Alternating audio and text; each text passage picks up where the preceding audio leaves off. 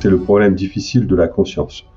Autant on peut parfaitement expliquer l'intelligence analytique, autant on n'explique pas ce que j'appelle l'intelligence vibratoire ou qu'on peut appeler l'intelligence émotionnelle, qui implique une reliance. Et cette reliance à l'extérieur du cerveau, forcément. Et comment je m'en suis rendu compte ? J'aurais pu m'en rendre compte assez tôt qu'en faisant de la vision artificielle, j'ai fabriqué des cerveaux artificiels. Je comprends qu'un cerveau constitué de réseaux de neurones est parfaitement adapté pour certaines tâches.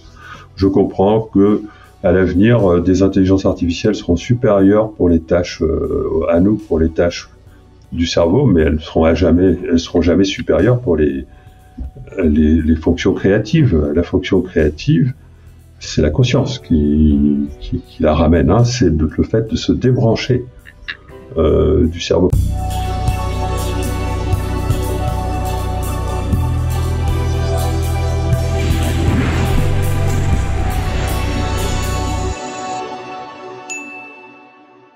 Alors on repart avec un nouvel épisode. Je l'ai pas noté, je sais plus combien on est.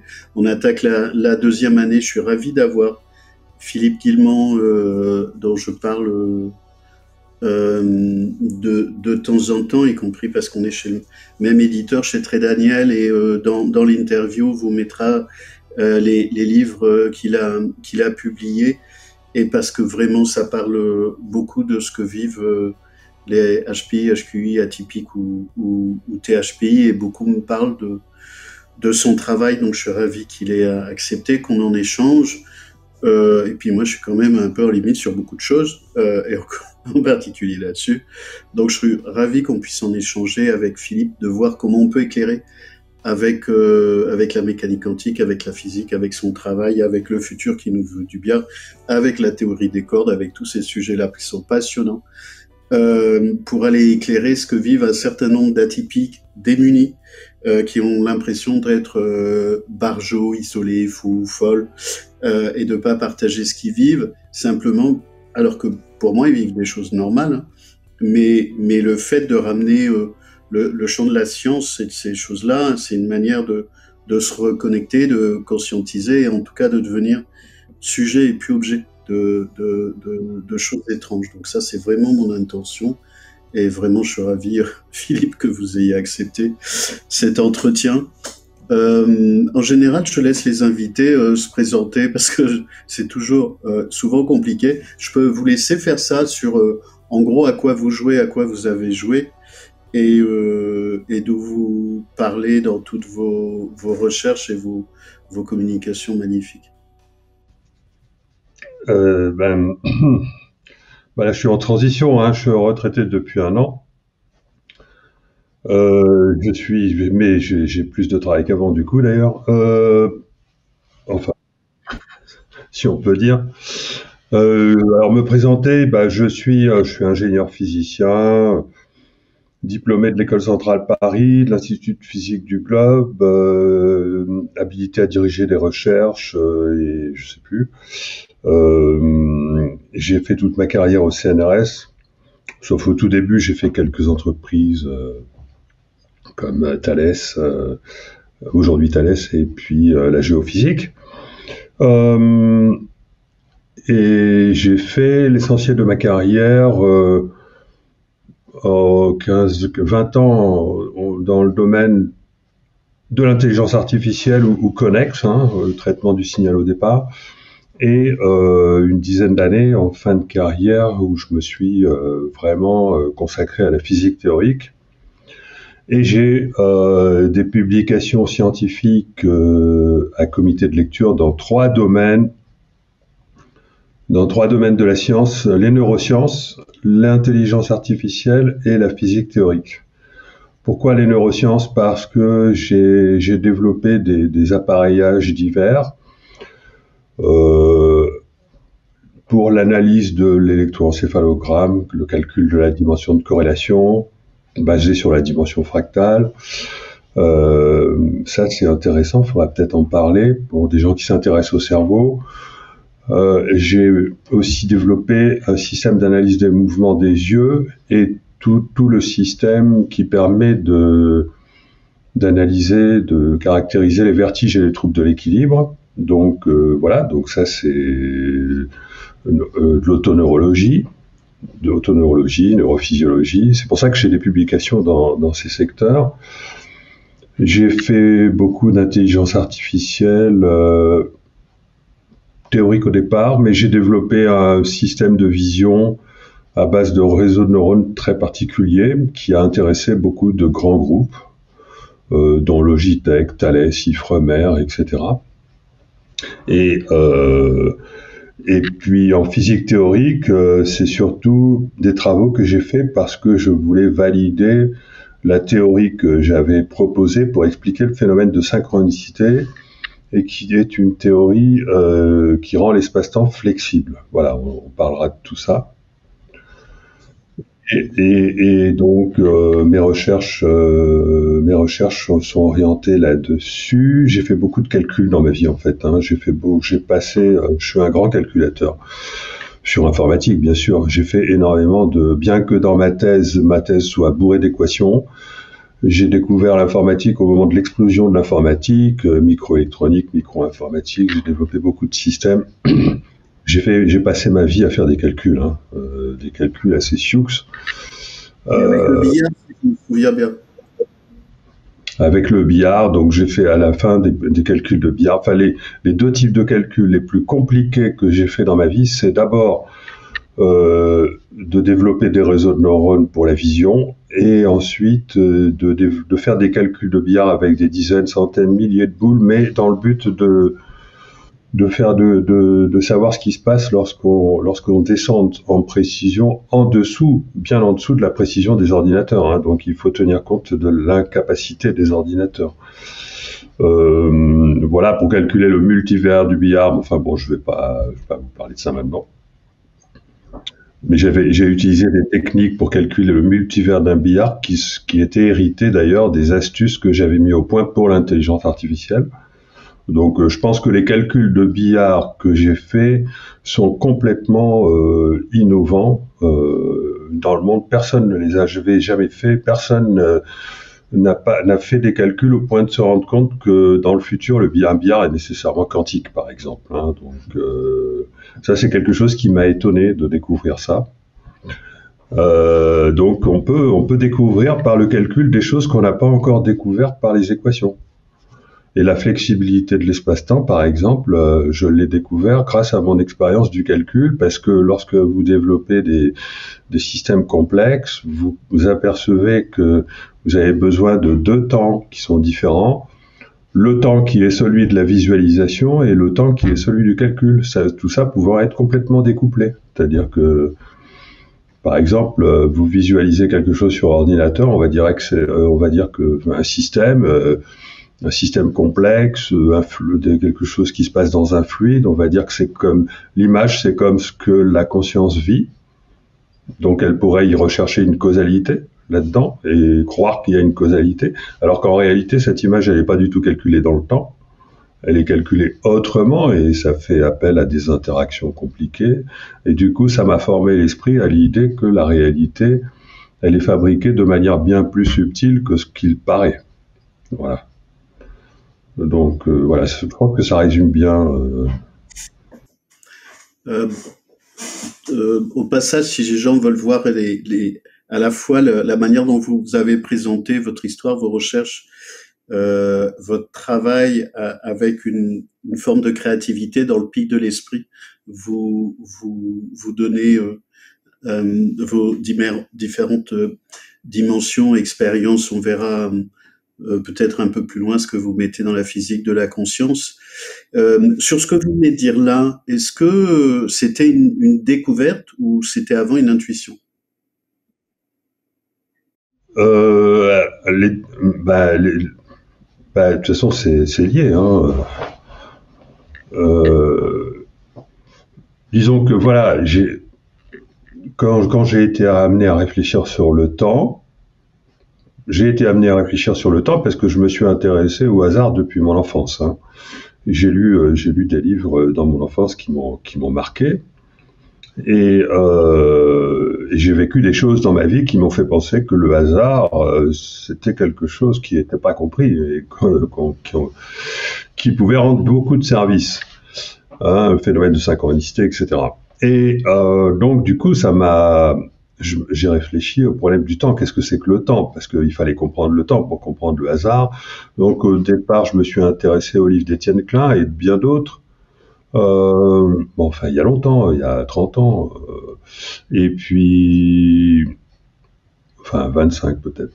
Et j'ai commencé à me former une vision du temps pour arriver à comprendre le phénomène de synchronicité. Et c'est là que j'ai commencé à comprendre que, bon sang, mais c'est bien sûr, si le temps n'est pas linéaire et que c'est quelque chose de plus compliqué, ah ben oui, là je commence à visualiser comment ça marche. Et comme j'avais une expérience du calcul qui justement me permettait de conceptualiser un autre temps, ça m'a aidé.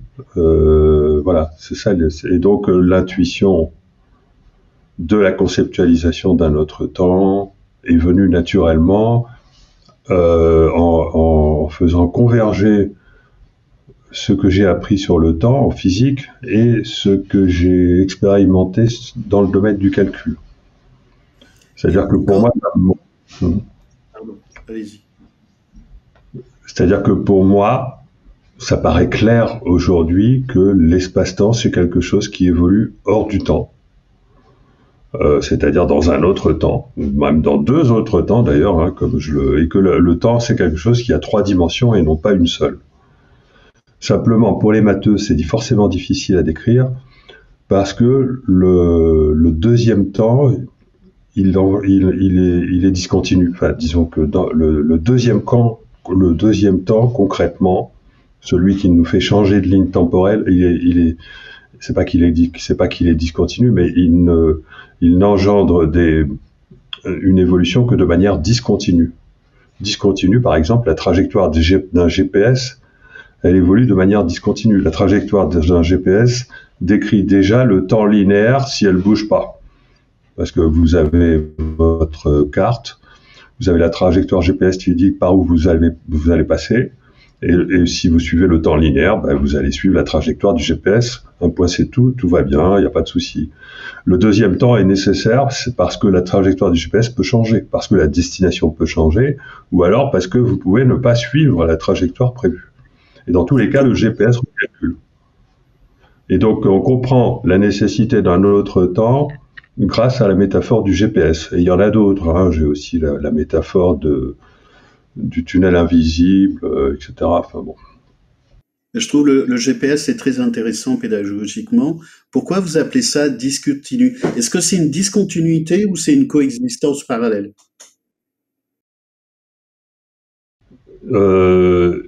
Visuellement, si on veut visualiser l'existence d'un autre temps, on va dessiner le multivers comme un arbre de vie, un arbre de potentialité. Et le temps linéaire, donc c'est le temps qui est le temps lorsqu'on suit une branche. Et le temps additionnel, c'est le temps perpendiculaire, celui qui consiste à changer de branche, hein, lorsqu'on balaye l'ensemble des possibilités du multivers. Pour décrire le passage d'une possibilité à l'autre, il faut bien introduire un autre temps, puisque le temps qu'on connaît, il est déjà utilisé pour décrire l'évolution le long d'une branche. Voilà. Ah, donc ça, c'est ce que vous appelez la discontinuité, c'est de changer de ligne, de temps.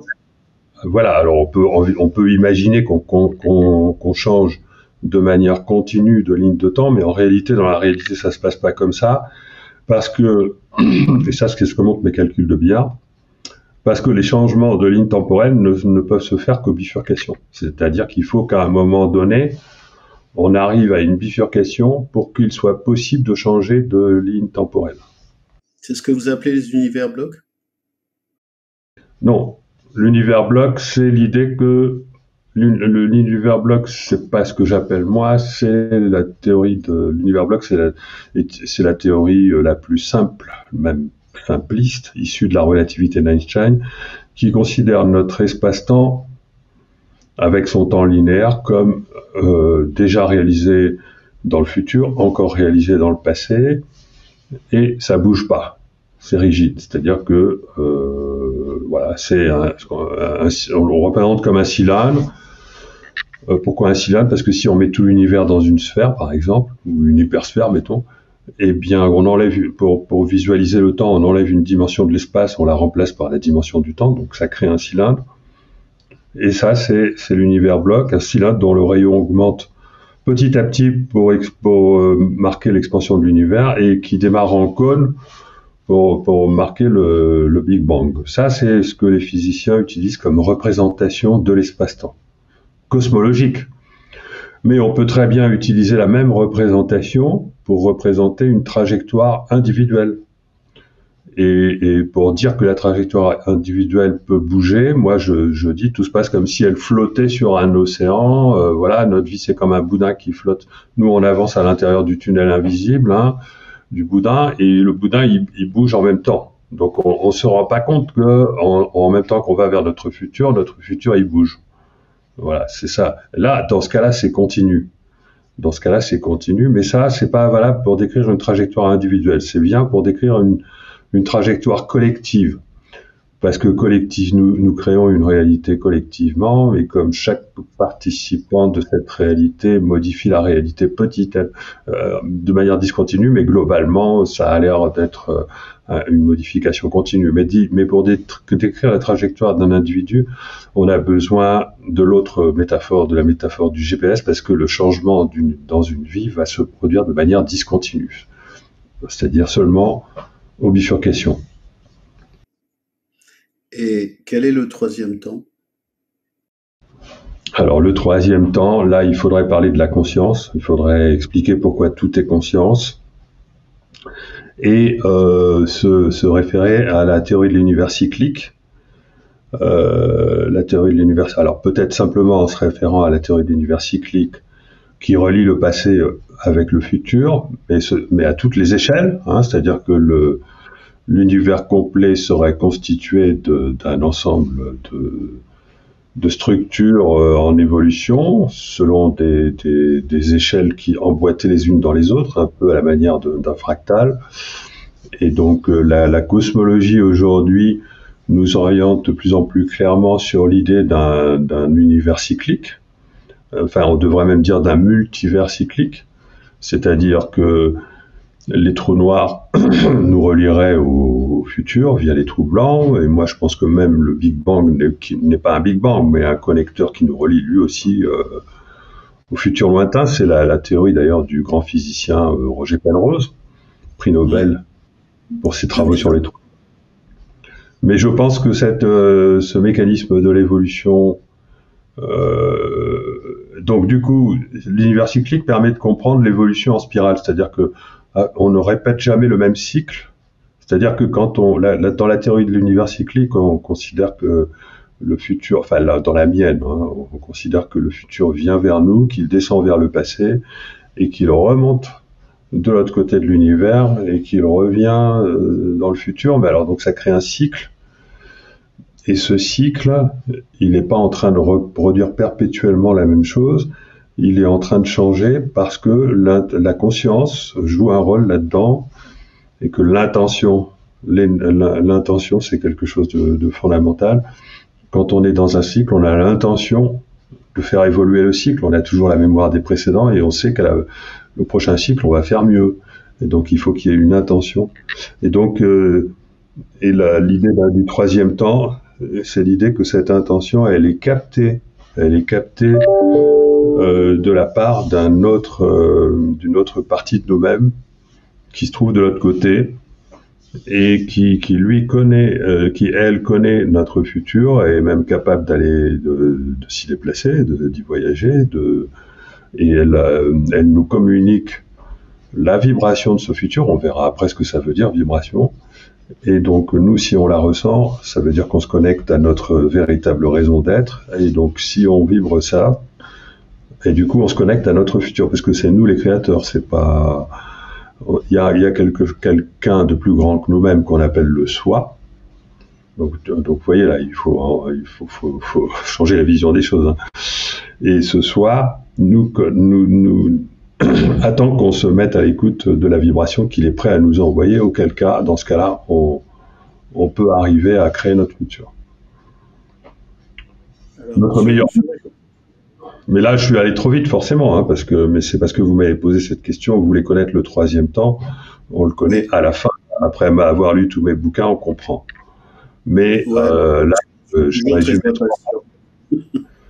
Voilà, je suis allé beaucoup trop vite, là. Non, c'est très bien, Philippe, c'est très bien. Vous pouvez à la vitesse que vous voulez, avec les gens qui me suivent, en tout cas. Alors, justement, sur ces sujets-là, vous faites, et j'en suis ravi, une différence entre le cerveau et la conscience que moi je fais entre les gens HQI, c'est-à-dire ce à quoi correspond le test de QI, mais je vous demanderai bien ce que vous pensez du test de QI, c'est-à-dire des performances cognitives rattachées à la culture du cerveau, rattachées à une métaculture locale versus l'intelligence que j'appelle HPI atypique, qui est une intelligence viscérale, qui est plus centrée sur la conscience, qui n'exclut pas le mental, évidemment, je distingue les choses, mais le centre des gravités n'est pas au même endroit, donc on a une culture dominante cognitive, HQI, performance neurotypique, et je fais des distinctions pédagogiques, et puis ce pour quoi moi je travaille au moins depuis 15 ans, c'est-à-dire que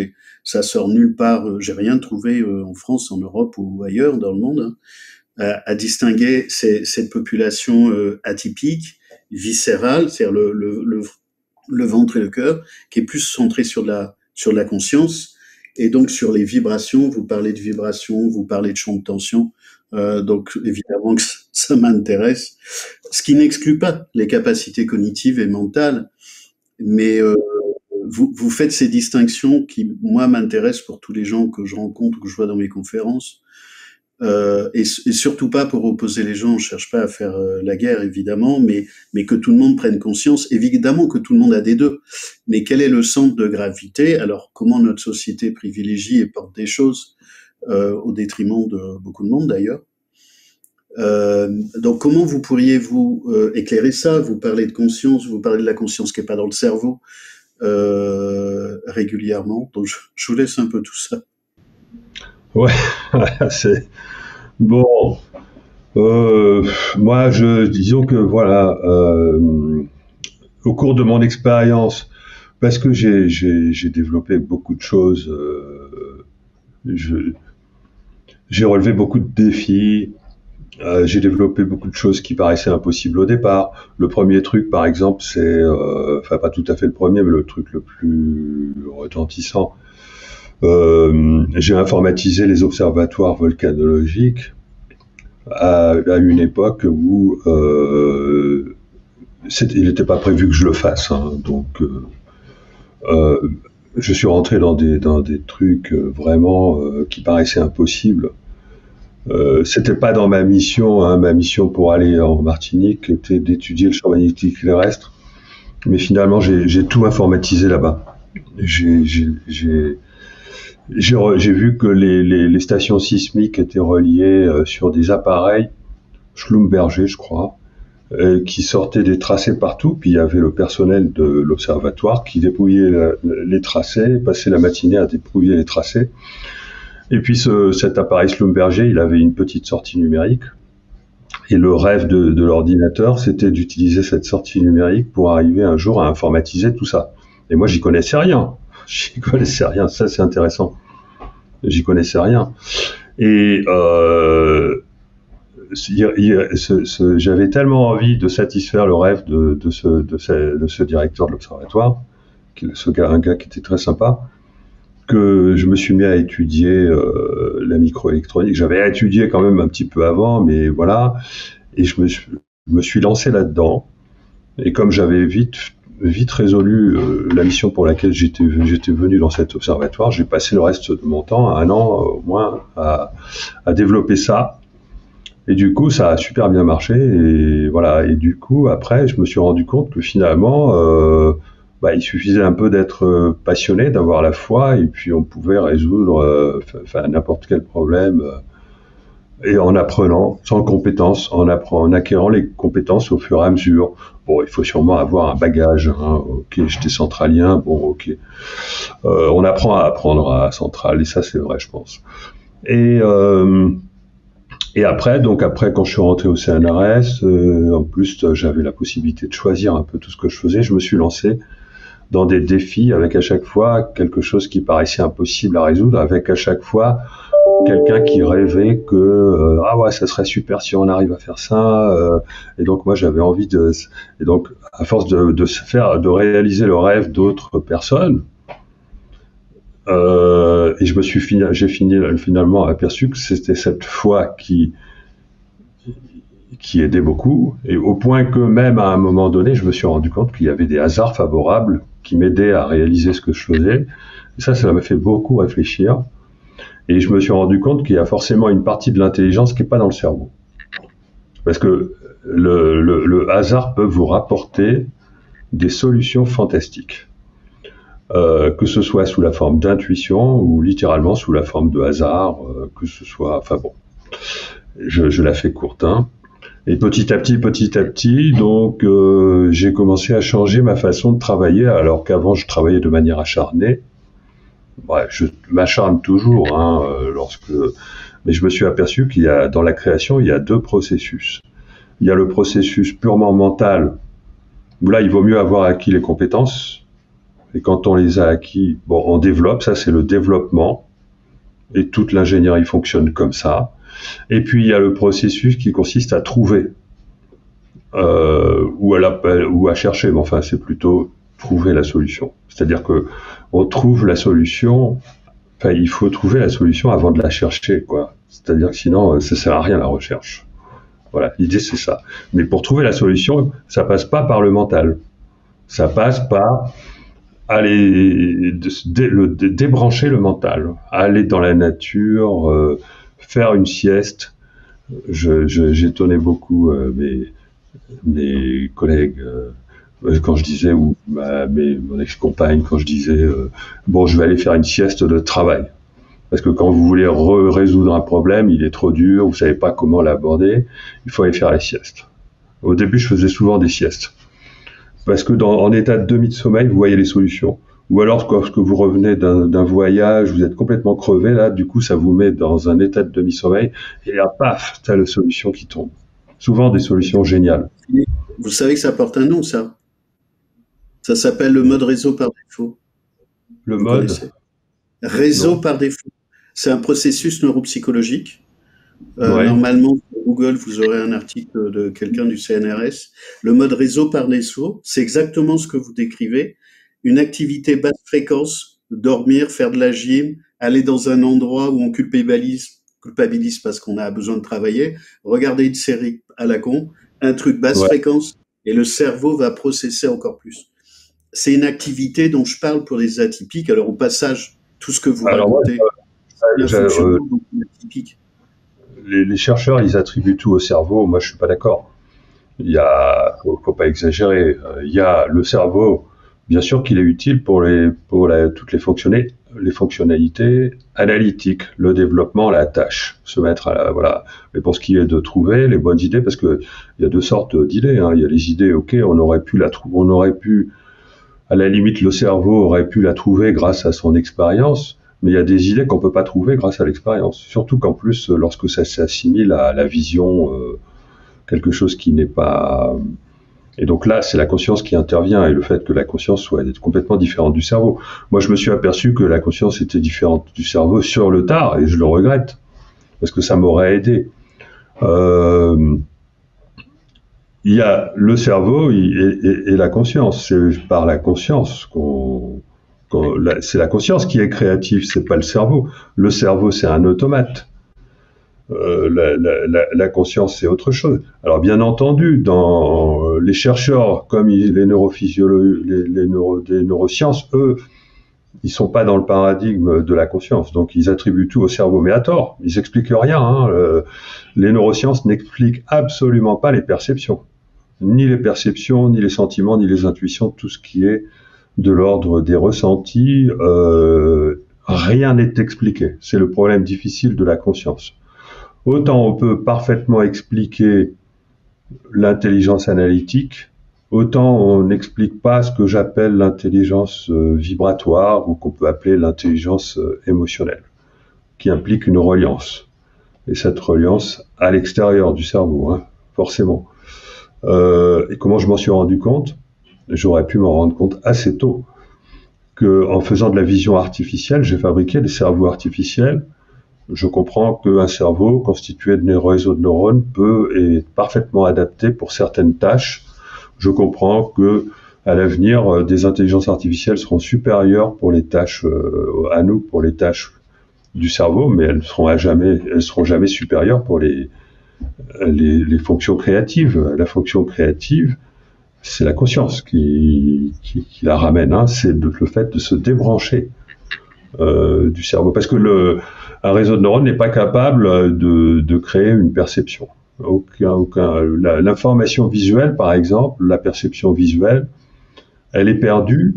L'information visuelle, elle est perdue dès qu'elle commence à circuler entre les différentes aires cérébrales, ce qui, soi-disant, selon une des théories de la conscience, crée l'émergence de la conscience, mais c'est pas possible. Vous pouvez pas faire émerger une conscience visuelle au moment où toute l'information visuelle a forcément été perdue à force d'interagir entre les différentes aires. Donc, c'est l'idée classique, l'idée matérialiste selon laquelle la conscience émergerait du cerveau, c'est juste une illusion, ou alors c'est de la pensée magique, parce que rien n'est expliqué là-dedans. On veut absolument croire que tout vient du cerveau, mais c'est faux, c'est de la pensée magique. Moi, je m'en suis rendu compte par l'expérience, parce qu'il m'est arrivé des choses que je ne peux pas expliquer par le cerveau, et je me suis rendu compte par la théorie, parce que j'ai fabriqué des cerveaux visuels, et d'ailleurs, vous n'arrivez même pas à retrouver l'image qui est parfaitement bien reconnue dans votre réseau de neurones. Et quand j'ai compris que aussi d'autres chercheurs avaient le même problème, j'ai compris que mais comment c'est possible qu'un cerveau visuel voit? Un cerveau visuel, il peut analyser une image, il peut comprendre l'image, il peut en déduire tout un tas de comportements, il peut se mettre à la tâche en fonction de tout ce qu'il comprend dans l'image, il n'y a pas de souci. Mais on ne peut pas voir une intelligence artificielle est forcément aveugle, elle ne perçoit rien, elle n'a pas la conscience. Or, c'est la conscience qui ramène les perceptions, et notamment les créatives, via l'intuition, via la synchronicité. Voilà, ça c'est mon point de vue. Mais tous les atypiques vivent ça, en fait, qu'ils en aient conscience ou pas. Ce qui n'exclut pas la gestion du cerveau, et l'école, enfin notre système officiel vient chercher les gens en mode robot. Mais comment gérer la partie créative, la partie vision, intuition, anticipation, vous partez de la mémoire, en dehors de ce cerveau, sans ignorer le cerveau, mais quelle est la partie qui capte ça, si c'est pas le cerveau, pour vous? C'est la conscience vibratoire. La conscience n'est pas le produit du cerveau, elle est corrélée. C'est comme le cerveau, le système corps-cerveau, c'est comme un habitacle qui accueille la conscience. D'accord? Et la conscience, elle peut en sortir. Les expérienceurs de mort imminente, ou plus généralement les gens qui expérimentent des sorties de corps dans différents cas, il n'y a pas besoin de mourir pour ça, ou d'être proche de la mort, le disent bien, quand lorsqu'on sort de la conscience, c'est en dehors du cerveau, on continue d'avoir les perceptions visuelles, les perceptions auditives, toutes les perceptions, aucune des perceptions n'est perdue en dehors du cerveau. Et ça, c'est imparable, hein. Aujourd'hui, il y a suffisamment de témoignages, et puis ça explique les perceptions extrasensorielles. Enfin, je résume. Pour expliquer l'expérience de mort imminente, les sorties de corps autres, les expériences chamaniques aussi, les perceptions extrasensorielles de type vision à distance ou de type vision du futur, pour expliquer voilà, toutes ces choses-là, y compris les ovnis, vous avez besoin d'un modèle qui différencie la conscience du cerveau. Voilà, vous avez, parce que sinon ça marche pas. Parce que le cerveau, il est prisonnier de l'espace-temps 4D, Là, vous avez la causalité qui contraint, qui apporte ses contraintes, et vous ne pouvez pas avoir ce genre d'appréhension, de connaissance de phénomènes grâce au cerveau. C'est pas possible. Comment voulez-vous qu'un cerveau voit à distance ce qui se passe? Comment voulez-vous qu'un cerveau aille chercher de l'information à des milliers de kilomètres? Comment voulez-vous qu'un cerveau voyage, enfin bon, ramène des informations sur quelque chose? C'est pas le cerveau qui est non local. Il y a une propriété de non-localité qui fait que la conscience peut voyager, peut capter de l'information lointaine, etc., y compris dans le futur, et qui est une propriété de non-localité, et c'est pour ça, et c'est la conscience qui est non locale, c'est pas le cerveau. Donc la conscience non locale habite un cerveau, et c'est ça qui crée les corrélations entre le cerveau et la conscience. Et le cerveau droit, le cerveau gauche, c'est l'habitacle de la conscience, et le cerveau droit, c'est ce qui relie la conscience à sa conscience vibratoire. Disons que le cerveau droit, lui, il fonctionne de manière vibratoire, parce que seul le vibratoire apporte la connaissance synthétique. La science, par exemple, a complètement oublié la connaissance synthétique. La science ne connaît que la connaissance analytique. La science cloisonne tout en disciplines. C'est pour ça que c'est dommage. Les chercheurs scientifiques qui sont hyper compétents, hyper brillants, hyper intelligents, ben finalement, ils sont nuls face à leur conception du réel parce qu'il leur manque la moitié du cerveau. Il leur manque l'intelligence synthétique, c'est-à-dire vibratoire, c'est-à-dire émotionnelle, qui permet de comprendre une situation complexe sans avoir besoin de l'analyser.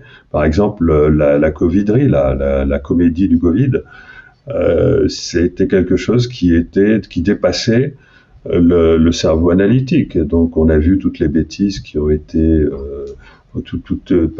proposées par les conseils scientifiques. C'est parce qu'on utilisait, soi-disant la science, c'était même pas la science, le cerveau analytique pour analyser un phénomène très complexe qu'était la circulation mondiale du virus, s'il a existé d'ailleurs, parce qu'il y a des remises en question à ce niveau-là. Et alors qu'en réalité, si on faisait usage de son cerveau droit et qu'on comprenait la situation en ressentant, vous êtes capable de prendre en compte toutes les informations. Alors l'avantage du ressenti, c'est que vous pouvez englober les fausses informations et les vraies informations et ça ne dérange pas.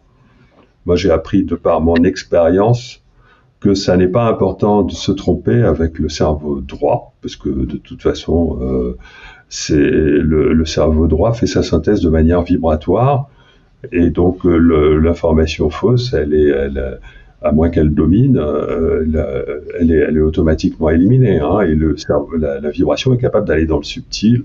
Donc on ressent beaucoup mieux, on est beaucoup plus capable d'analyser une information très complexe lorsqu'on fait usage de son cerveau droit, de sa conscience, que lorsqu'on fait usage de son intelligence analytique.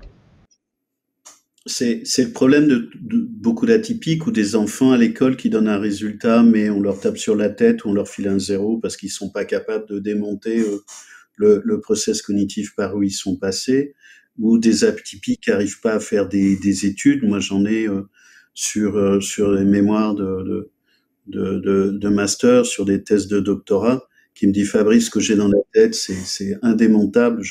J'ai un univers, et l'univers, bah, je lui dis, il faut le dégrader pour essayer de le rendre digeste pour des gens un peu limités, hein, c'est le système officiel, parce que de manière générale, ce que je dis souvent, le langage de la pensée n'est pas le langage de la parole, n'est pas le langage des mains, ça va pas au même endroit. Il y a des visions globales, alors plus on monte THP ou TTHP, parce que j'en ai beaucoup, plus en fait c'est d'une vision, c'est une perception, c'est une certitude. Alors je passe souvent de Grothendieck, que j'aime beaucoup et que j'aurais bien aimé rencontrer, même s'il m'aurait sans doute viré, mais j'y serais quand même allé parce je suis à 1 heure de là où il était, vers Saint-Géron-Saint-Lucie en Ariège. Mais qui donne une espèce de présentation de ça, et où le monde officiel, hein, c'est-à-dire ceux qu'on trouve en gros dans les universités et à l'école, ne conçoivent pas ce monde-là. C'est une intelligence qui passe au-delà de la mécanique, qui est à la fois synthétique, une vision globale qui est organique, euh, et qui est impartageable si ce n'est à des homologues. Et ça fait des gens en échec à l'école, au travail, dans la vie de tous les jours. Moi, j'ai des gens, il y a la seule chose qui les intéresse pour vivre, pour respirer, c'est de faire des mathématiques ou de la physique. C'est physiologique.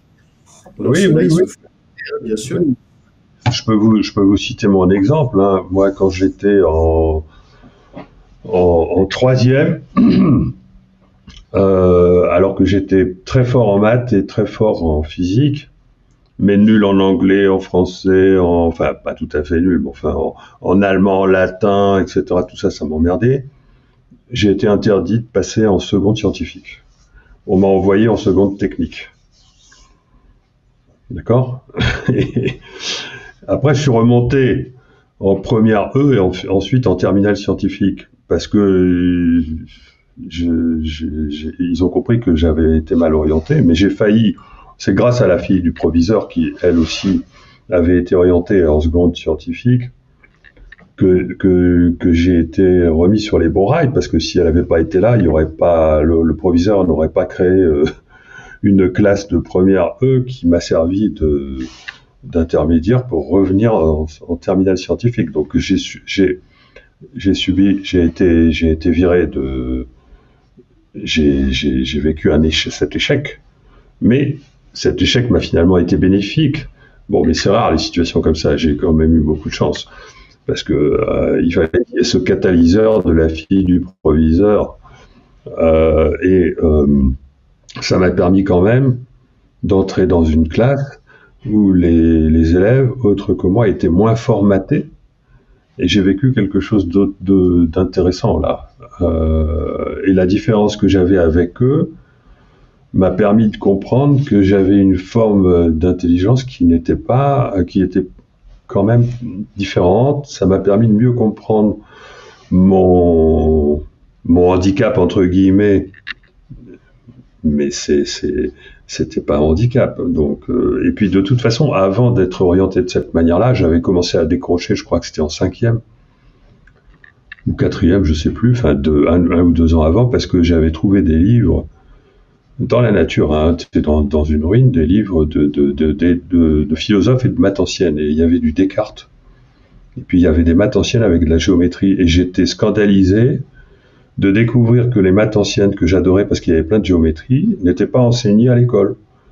Et aussi de découvrir que moi j'adorais la philosophie et je comprenais pas pourquoi on nous en parlait pas. Donc ça a créé ma rébellion en fait, tout ça. C'est-à-dire que j'ai toujours été un rebelle par rapport au système éducatif parce que j'ai compris très vite, dès l'âge de 13-14 ans, que le système éducatif ne m'était pas adapté et de toute façon apprenait un peu n'importe quoi. Enfin, un peu, non, pour le dire, on apprend de la merde à l'école, hein, parce que on apprend aux gens à être formatés et à suivre des mécanismes qu'on va finalement même pas utiliser dans la vie active, qui vont juste aider les meilleurs d'entre nous à continuer d'apprendre des mécanismes un peu plus complexes dans les classes supérieures, et ce faisant, on élimine tous les créatifs. Enfin, peut-être pas tous, mais j'ai un peu l'impression que ça privilégie un mode de fonctionnement du cerveau et pas l'autre mode de fonctionnement du cerveau qui permet, et que moi j'ai conservé grâce à cette rébellion, et qui m'a permis de réaliser des prouesses durant ma carrière. C'est-à-dire que et je pense aujourd'hui que ce qui fait ma différence en tant que physicien, parce que je suis issu quand même d'une certaine élite, hein, lycée de Versailles, l'école centrale, j'ai même fait le concours général, enfin j'ai connu ces milieux-là, même à l'université, le fait d'avoir fait, j'ai fait le DEA de Claude Allègre, etc. Enfin, c'était des gens très élitistes, j'ai été éduqué dans des milieux élitistes et je connais leur fonctionnement. Et je connais aussi, du coup, leurs dérives. Et moi, j'ai échappé à ça. Et c'est ce qui fait ma différence par rapport aux autres physiciens, aux physiciens illustres, bien que parce que j'ai quand même des prétentions, entre guillemets. C'est ce que j'en suis, c'est pas des prétentions. J'ai quand même des théories qui sont quand même de haut niveau. Donc il faut bien que j'ai un positionnement par rapport aux physiciens qui, eux, ont d'autres théories, mais qui veulent absolument que tout soit mis en équation. Moi, j'ai compris que c'était une erreur. Bon, si on veut aller au-delà, il faut utiliser une autre forme d'intelligence qui va vous permettre de transgresser les frontières. Si vous n'avez que l'intelligence analytique, vous n'arrivez pas à transgresser les frontières actuelles de la physique pour imaginer, par exemple, qu'il faut introduire un second temps, puis un troisième temps. Parce que vous n'avez pas, vous êtes formaté, il faut que tout passe par les équations, donc vous êtes bloqué. Tant que vous n'avez pas trouvé l'équation qui décrit le second temps, vous ne trouverez jamais le second temps. Vous voyez, donc bon, il faut de l'intuition pour ça. Et moi, si j'ai développé cette intuition, c'est parce que je me suis rebellé au départ contre le système éducatif, et du coup, j'ai cherché à vérifier que l'école, parce que quand, par exemple, je donne un exemple, le théorème de Thalès, il se démontre par la géométrie, avec un carré, puis d'autres carrés, là, enfin bon, et des cercles, je sais plus quoi, je me rappelle même plus, mais je sais, quand j'ai vu ça dans un bouquin de maths ancienne, alors qu'on était en train de nous l'apprendre à l'école, mais on devait l'apprendre par cœur, A2 plus B2 égale C2. Quand je l'ai vu dans un bouquin de maths ancienne, je me suis scandalisé en me disant, mais c'est pas possible, c'est ça qu'il faut nous apprendre. Pourquoi on nous apprend ça? On nous apprend à être bête face à une relation que si on nous la visualise sous forme de, comme dans les maths anciennes, on devient intelligent. Et ben l'école nous apprend à être bête. On est passé de la géométrie à l'algèbre en devenant bête, parce que l'algèbre, ce sont des mécanismes. Il n'y a pas besoin d'intelligence pour acquérir des mécanismes. D'accord? Et donc, c'est le passage des maths anciennes aux maths modernes que j'ai vécu qui m'a rendu rebelle. Et donc, j'allais vérifier, j'allais chercher du sens ailleurs. Même quand j'ai lu des bouquins de philo, même je lisais des bouquins d'Einstein, etc. Moi, j'étais passionné par la physique et je lisais des livres qui dépassaient mon niveau à l'âge de 16 ans, 17 ans, 15 ans même. Mais j'adorais ça. Et puis, j'en avais besoin parce que j'avais l'impression que l'école était incapable de nous enseigner ce qui devait être enseigné. Voilà, et donc ça m'a amené à développer mon intuition, parce que le fait de lire des bouquins qui dépassent votre niveau, forcément, vous ne pouvez pas les comprendre analytiquement, mais vous ressentez cette information. Et c'est ce développement de l'intuition qui m'a ensuite rendu des services et j'ai pu faire des prouesses. En fait, j'ai réussi à passer à travers le moule de l'éducation traditionnelle, donc études scientifiques, maths sup, maths spé, école centrale, DEA universitaire, etc.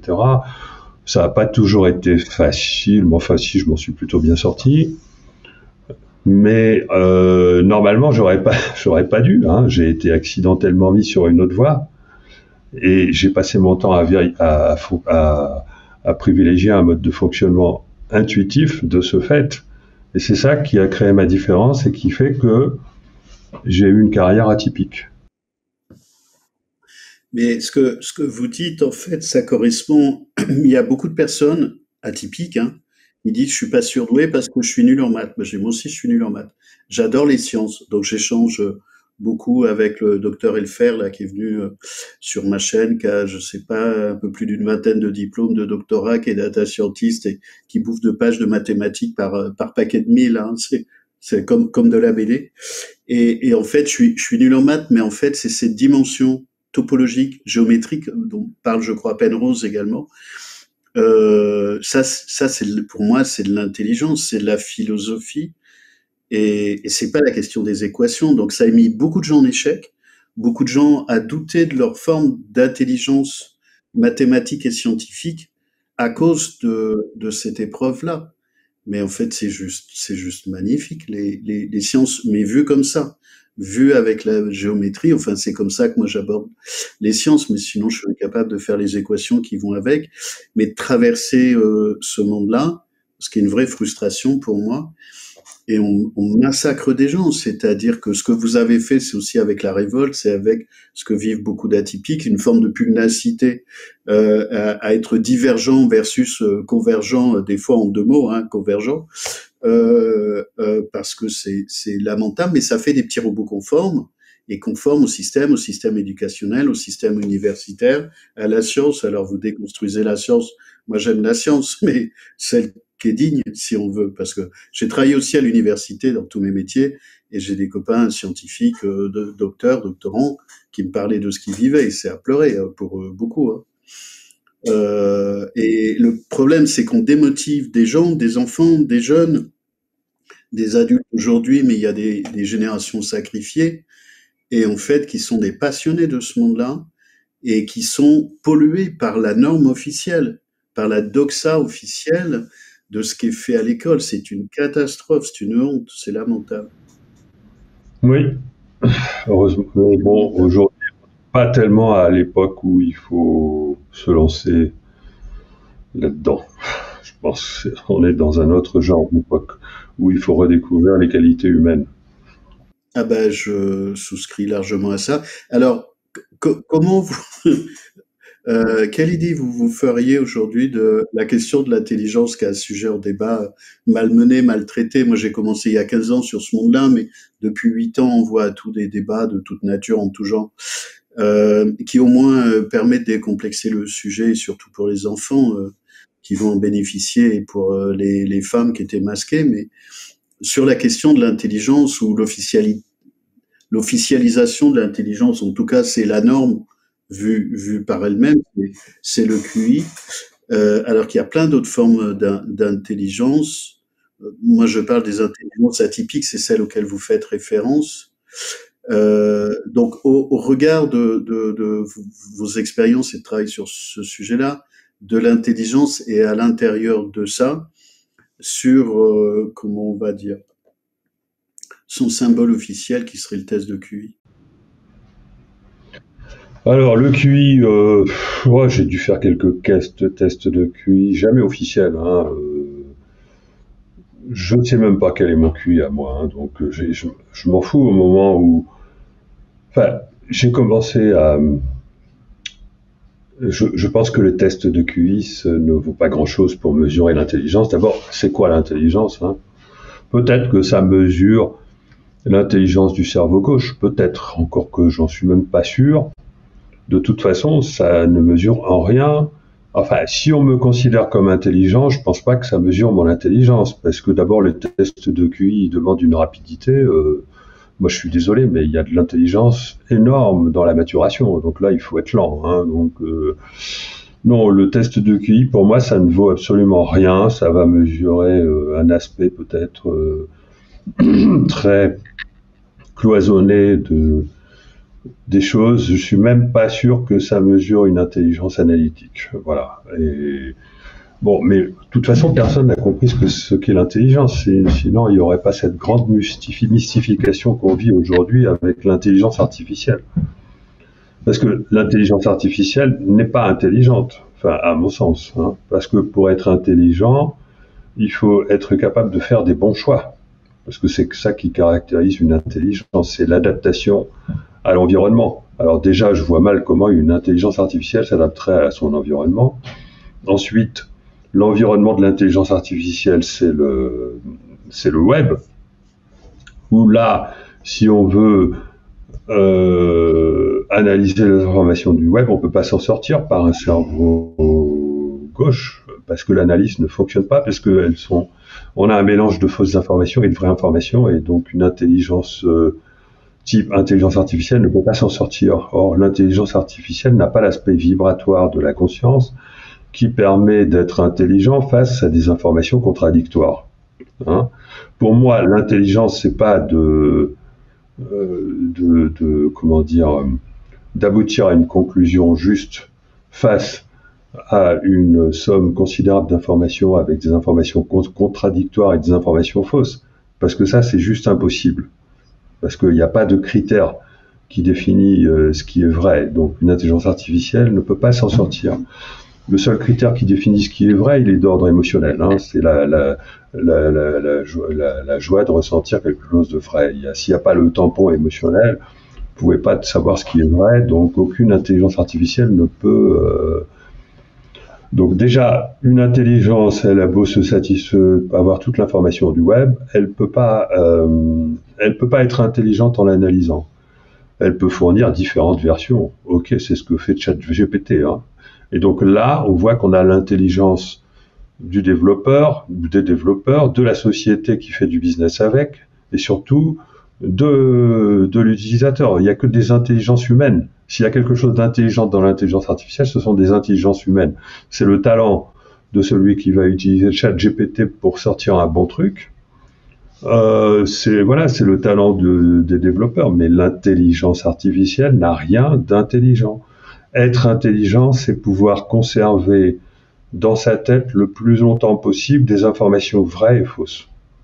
C'est ça l'intelligence. L'intelligence, elle fonctionne de manière quantique, c'est-à-dire elle maintient simultanément tout un réservoir des possibles à l'intérieur duquel elle va faire son choix. Mais le choix, il va être vibratoire. C'est comme la construction de l'espace-temps, il faudra que j'explique ça. Sans l'aspect vibratoire qui est fortement conscientiel, parce qu'il est lié au ressenti, on ne peut pas avoir une intelligence qui s'adapte en faisant des choix. Donc, il y a une grande mystification dans l'intelligence artificielle. Il y a aussi une grande mystification dans le QI, il y a une grande mystification dans tout ça, parce que les neurosciences ont fait confiance aux neurosciences, mais les neuroscientifiques, ils n'ont pas compris que la conscience n'est pas produite par le cerveau, donc ils sont dans les choux. Hein. Voilà, les neuroscientifiques ont beau faire des travaux extraordinaires qui sont super intéressants sur le plan scientifique, qui ont de la valeur, il n'y a pas de souci, mais lorsqu'ils en déduisent des choses au niveau humain, ils sont obligés de se planter, parce qu'ils n'ont pas compris la composante humaine essentielle de la conscience. Voilà. Ce que vous venez de dire, moi j'en parle souvent parce que c'est pas compris ni pour les gens concernés ni pour les gens à l'extérieur. Pour les atypiques, c'est la capacité à gérer la data. Il y a eu Emmanuel Kant qu'on avait parlé que l'intelligence, c'est la capacité à gérer une masse d'informations complexes, mais de le gérer avec le vrai et le faux sans que tout se ramasse la figure. Alors des fois, il m'est arrivé parler du chat de Schrödinger qui à la fois est mort et vivant et c'est pas grave. Bon, ça dure pas très longtemps dans l'expérience, mais quelque chose c'est-à-dire, moi, dans tous mes métiers, j'en ai 8 ou 9, j'ai accompagné les comités de direction, des transformations et des organisations, c'est d'avoir l'ensemble du système, de le voir en mode holographique, c'est comme ça que je l'appelle, de voir tout ce qui bouge, tout ce qui va bouger, et de pouvoir faire des boucles et des projections. Donc, faut avoir le système qui le permet, mais je pense qu'on peut le développer, et de voir toutes les options et d'arbitrer à l'intérieur des options, possiblement d'ailleurs jouer à l'intérieur du système. Et ça, c'est normal, mais la majorité des gens n'ont pas ça. Et ça peut faire peur, et en même temps, c'est une espèce d'intelligence à comprendre ce qui se joue. Et un certain nombre de personnes disposent de ça, à condition qu'ils se donnent l'autorisation et qu'ils considèrent que c'est normal, c'est exceptionnel et que surtout tout le monde n'a pas ça. Parce que si on transpose ça dans les organisations, mais c'est très binaire, hein, très logico-mathématique, y compris avec des gens qui peuvent être HQI, THQI, bac plus 15, mais très neurotypiques, c'est-à-dire très robots. Sans voir la conséquence, il n'y a pas forcément de vibration, d'impact organisationnel, d'impact humain sur ce qui se joue. Donc avoir des puissances cognitives, mais destructeurs au niveau du résultat. Ouais, sauf que là-dedans, il y a quand même une confusion entre intelligence et performance. Et moi, je pense qu'on confond. L'intelligence, c'est pas la performance. La performance, on va le vivre. Hein. Les intelligences artificielles vont rapidement être plus performantes que les humains, mais pas intelligentes. Ah ben non, mais on est dans la même culture de concevoir la performance, le QI comme de l'intelligence, mais c'est de l'inintelligence en fait, c'est de la robotisation, c'est juste de la performance. J'explique souvent, c'est le moteur de la voiture, c'est pas l'intelligence du chauffeur. Hein. Oui. Et il y a souvent beaucoup de confusion. J'ai arrêté de m'intéresser aux échecs le jour où j'ai compris ça. Parce que ce soit les échecs, le jeu de Go ou n'importe quel jeu, on n'est pas dans de l'intelligence, on est dans de la performance. Performance cérébrale, il n'y a pas de souci, mais ça n'a pas d'intérêt, c'est juste de la capacité de calcul. Et attention, hein, quand je parle de capacité de calcul, c'est pas un calcul comme un ordinateur le fait, hein, c'est un calcul avec réseau de neurones, c'est quand même plus direct, plus immédiat que un calcul qui serait fait avec un ordinateur. Donc je veux aussi qu'on signaler cette confusion entre le cerveau et l'ordinateur. Un ordinateur ne fonctionne pas comme un réseau de neurones. C'est pas parce qu'on a appris à développer des réseaux de neurones qu'on va faire des ordinateurs qui fonctionnent comme des réseaux de neurones, parce que pour utiliser un réseau de neurones correctement, il faut pouvoir le nourrir avec des informations justes, et ça, il n'y a pas d'autonomie de l'intelligence artificielle à ce niveau-là. Donc il n'y a pas d'intelligence. Il n'y a que de la performance dans l'IA, et il n'y a que de la performance dans les cerveaux de personnes qui sont très entraînées probablement à faire des choses qui sont utiles, hein, d'accord, mais pour moi l'intelligence elle est du côté humain. On peut faire des choses extrêmement performantes mais destructives pour l'humanité. C'est ce que veulent faire les gens qui ont adopté l'idéologie transhumaniste. Ils sont pas intelligents puisqu'ils n'ont pas compris que c'était une idéologie fausse.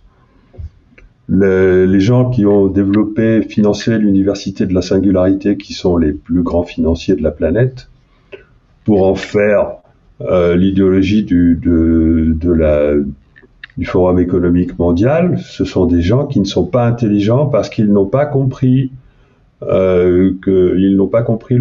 Voilà, donc c'est pas très intelligent parce que on va quand même pas dire que c'est intelligent d'amener l'humain à la catastrophe, de confondre l'humain avec un ordinateur, de dire qu'on peut remettre la conscience sur un circuit imprimé.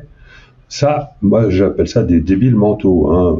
Donc vous voyez que le mental excessif, le mental qui est parce qu'il peut y avoir des esprits très brillants, on ne devrait pas appeler maître des esprits un mec comme Harari qui a écrit des livres très intéressants. Est-ce qu'on peut dire qu'il est intelligent? On peut dire qu'il est très performant.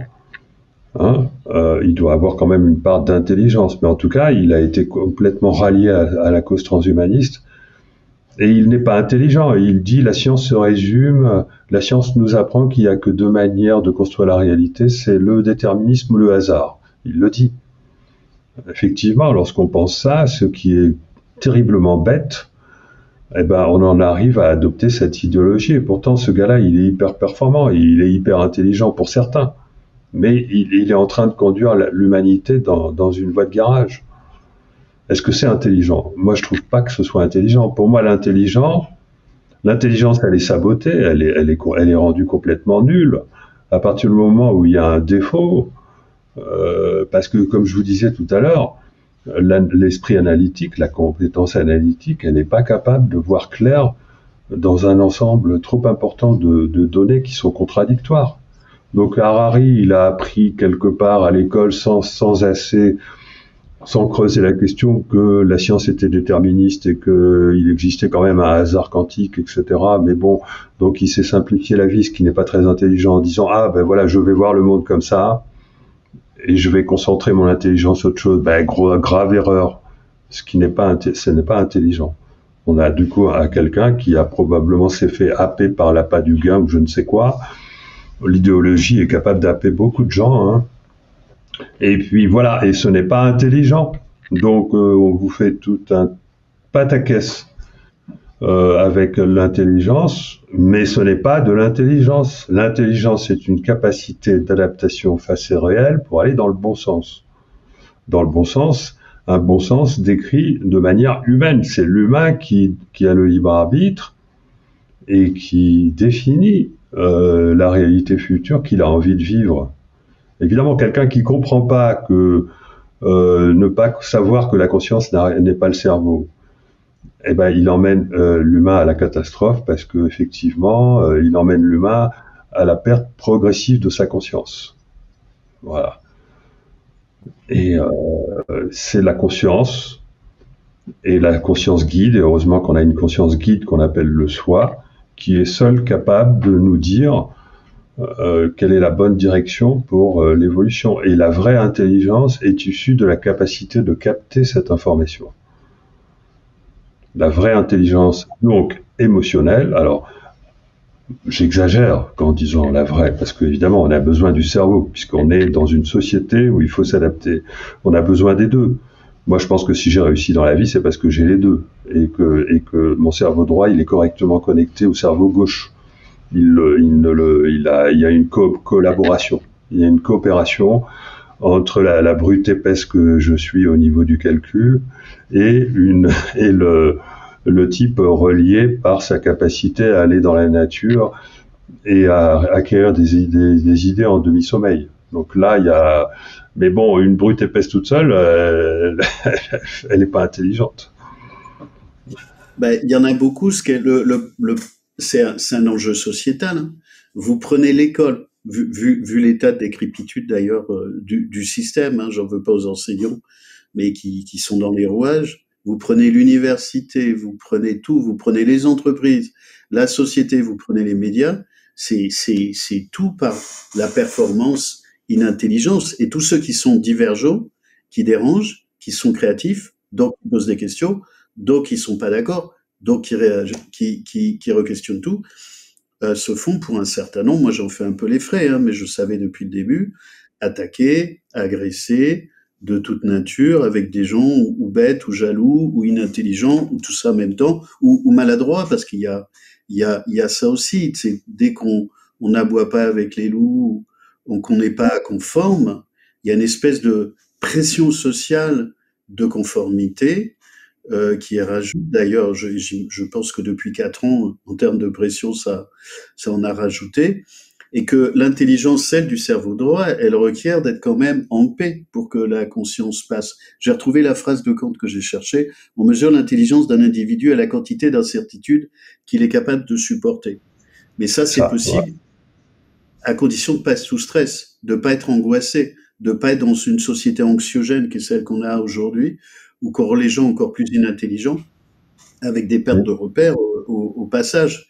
Mais effectivement, ce que vous dites, il est aussi important, c'est-à-dire qu'il faut préserver ça, faire confiance à son âme, à sa conscience, à ses intuitions, au corps qui a toujours raison, tout ça a toujours raison, mais il faut quand même rajouter l'hybridité de la machine avec le référentiel local des autochtones, quand je suis pas gentil, je dis des peuples indigènes.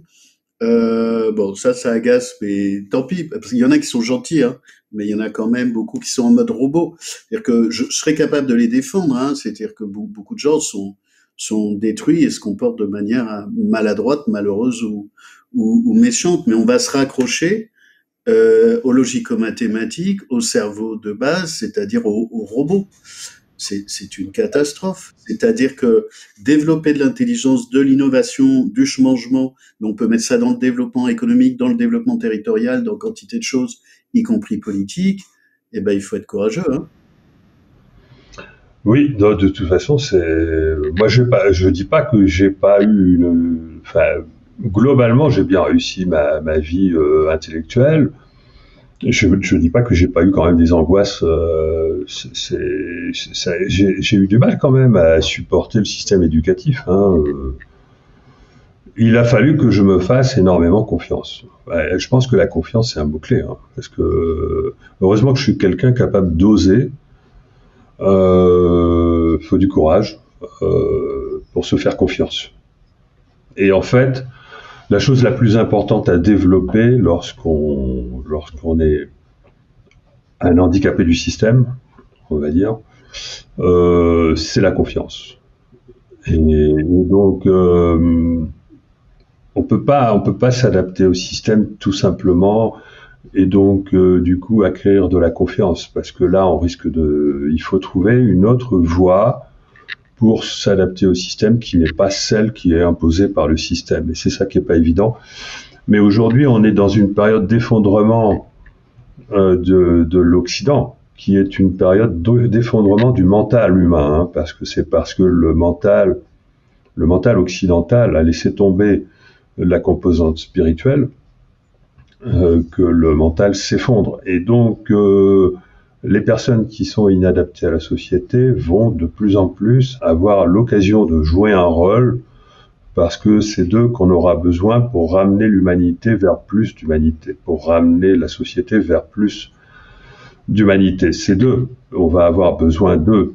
Il faut pas, pour ça, alors bien sûr qu'il faut s'adapter, mais je veux dire, pour développer la confiance, il faut continuer d'avoir la foi dans le fait que si on a débarqué sur Terre avec ça, c'est pas pour rien. Simplement, ça sera peut-être à l'avenir que ça va vraiment être utile ou que ça va vraiment pouvoir s'exprimer. Des fois, il faut très longtemps. Hein. Moi, je me suis fait confiance, heureusement, pendant mon éducation. Donc, mettons, pendant 10 ans, là, entre l'âge de 14 ans et de 24, lorsque peut-être un peu moins de 10 ans, je me suis fait confiance pendant toutes ces années-là en me disant, oui, mais un jour, tu vas voir, un jour, cette confiance que tu as dans ton intuition, elle va te servir, et elle m'a servi.